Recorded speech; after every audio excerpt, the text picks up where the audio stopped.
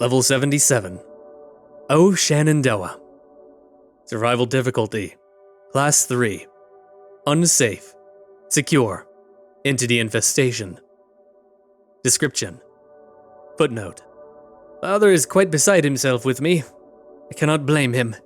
This morning, the fences I was tasked with mending were collapsed, and a good number of his flock has wandered off into the thicket behind the manor. He's ordered me after them. I shan't disappoint him again. Samuel.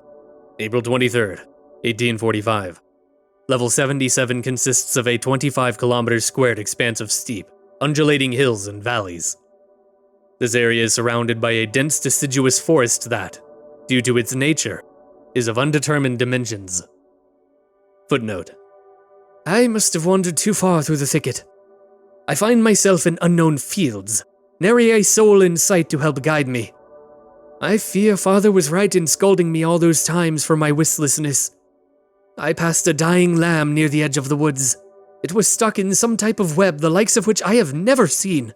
No spider in these parts is capable of such a feat.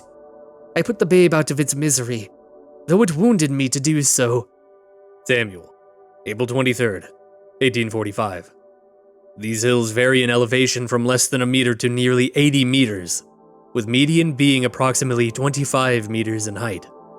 Stuck in a bisected diurnal cycle, the central area of level 77 remains in constant daylight, while the surrounding forest appears nightbound. Footnote. I have been gone for nearly a day, and yet the sun has not moved in the sky. I grow tired. I know Father will not forgive me if I return home without his flock. I will sleep in the fields, though the heavens seem to forbid it. May rest bring some sort of clarity to this madness. Samuel. April 23rd, 1845. These hills harbor abundant flora, with the most common being a variant of zoysia grass, although various bluegrass and mosses can also be found. These plants exist in a near constant state and consistently uniform state of growth. This abnormal growth has been theorized to be a side effect of level 77's diurnal cycle, loamy soil, and unique atmospheric conditions, though not exclusively through these means. Footnote. Glorious day! It seems my worries had been for naught. Father's flock has returned to me in my slumber. 2 scores still remain. This brings a relief I am not used to knowing. Aside from the lamb, only 4 sheep have lost their way. I hope to find them on our journey back. Samuel. April 24th, 1845. Level 77 experiences one consistent atmospheric condition, fog.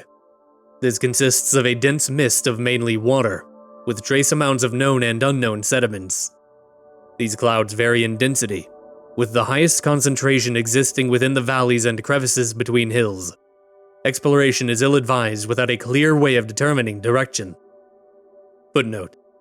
The hills are not kind on those searching for the way back.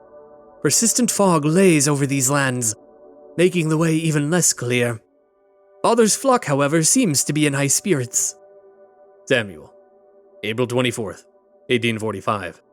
Due to its nature, an unsubstantial amount of information is known about the deciduous forest bordering level 77. A thriving colony of Ngwitherzer makes exploration increasingly difficult. Entities. Level 77 has only 2 non-native, long-term inhabitants. Ngwitherzer. The Ngwitherzer supercolony located on level 77 is one of the largest recorded continuous infestations of the species. Their area is split into numerous clusters and subclusters that act as a network of interconnected, yet distinct subcolonies. This allows for the presence of multiple queens within the same territory, substantially strengthening their growth rate. Of note, the size of the Ngwitherzer within level 77 is of particular concern, with most members of the species reaching 60 to 65 centimeters, far beyond their normal parameters. Queen sightings, though rare, have reported sizes nearing 152 to 200 centimeters. Theories on why these specimens reach this size are varied and unsubstantiated, but it is estimated that more than 2 million Ngwitherzer live within level 77.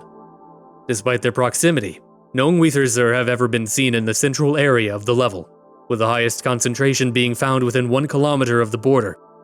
It is estimated that 95% of unaligned travelers do not survive their territory. Footnote. I fear I will not be able to return home. What form of devilish trickery keeps us here, I will not feign understanding. The flock wishes to return to the fields. I do not slight them for it. These woods bear a bad omen. I hope Father finds solace in the fact that I will hinder him no longer. Though the sheep, I am sure, he will miss. Samuel, June 12, 1845. Shenandoah sheep.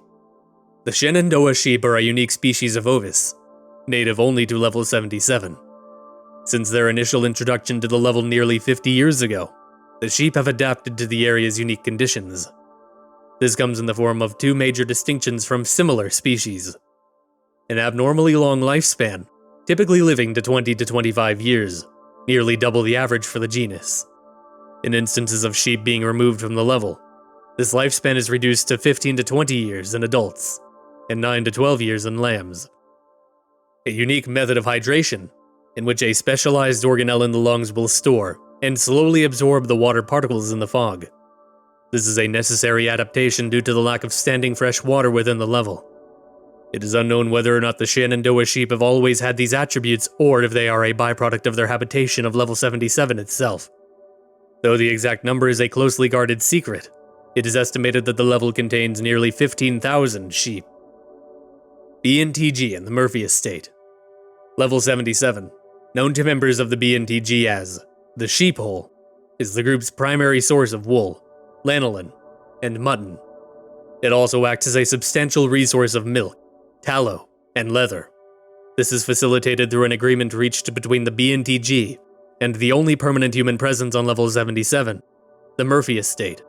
Footnote: I met with a most strange man today, though that bore no bearing on my elation at seeing another soul here. He wore a cloth that I have not seen before and spoke, though in the king's tongue, in a peculiar manner. He seemed slightly amused by my initial confusion about our current situation. He took great interest in my flock. He promised to return with goods for trade. Perhaps I have inherited Father's proclivity for good business. One can only hope. Samuel, May 7th, 1848. The connection between these two groups was strengthened by the marriage of the estate's founder and an executive within the B.N.T.G. Established approximately 50 years ago by its progenitor, Samuel Murphy, the estate is now in the capable hands of his son, Jacob Murphy. Though the composition and inner workings of the Murphy estate are unknown, it is rumored that Jacob has a large family that helps maintain the population of Shenandoah sheep. Due to the details of their initial agreement and the value of the resources within level 77, the B.N.T.G is highly secretive with information regarding the level, and their obviously established trade route through it. Entrances and exits. Aside from the B.N.T.G controlled trade routes, level 77 has several confirmed cases of travelers entering through various levels, including but not limited to level 32, level 48, level 249, and level 415. In all instances, travelers were walking through heavily forested sections of these levels when the transition seamlessly occurred. It is theorized that any heavily forested area could potentially lead into level 77. Regardless of origin, all entrances to the level occur within the forest, approximately 4 kilometers from the border of the central area. Exiting the level is achieved through similar means as entering, though occurring much more sporadically.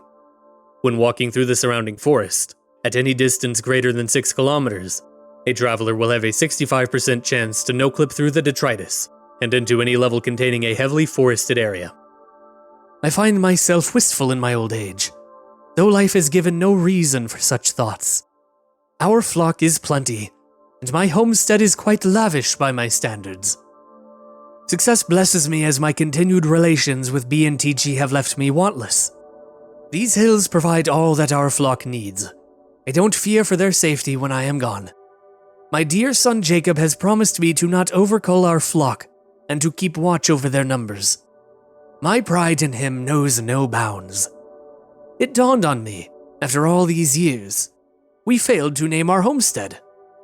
So here and now, in my final hours, we call these hills New Shenandoah.